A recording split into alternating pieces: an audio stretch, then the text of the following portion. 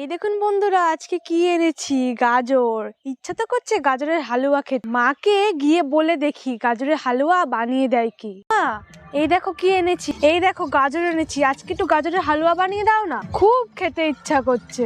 হালুয়া খাবি? তাহলে ভাবলাম লাড্ডু বানিয়ে দেবো। চলুন তাহলে, ভেবেছিলাম লাড্ডু বানাবো, তা মেয়ে বায়না করছে হালুয়া খাবে। প্রথমে গাজরটা ভালো করে গ্রেট করে নিয়েছি, কড়াই একটু ঘি দিয়ে ড্রাই ফ্রুট গুলো ভালো করে ভেজে নিয়েছি। এখন তেজপাতা এলাচ দিয়ে তারপরে দিয়ে দেব গ্রেট করা গাজরটা, ভালো করে নেড়ে চেড়ে ভেজে নিয়ে দুধটা দিয়ে দেব। দুধ দিয়ে ঢাকা দিয়ে ভালো করে সিদ্ধ করে নিয়ে এখন লবণ দিয়ে দেব। এখন দিয়ে দেব চিনি। নামানোর আগে ড্রাই ফ্রুট দিয়ে নামিয়ে বন্ধুরা, নেব। গাজরের হালুয়া কিন্তু রেডি হয়ে গেছে। এটা সত্যি কথা বলছি আপনাদের সাথে, গাজরের হালুয়া কিন্তু আমি আগে কোনোদিন খাইনি, এই প্রথম খাচ্ছি।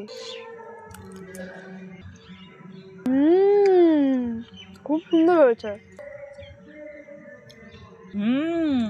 অসাধারণ।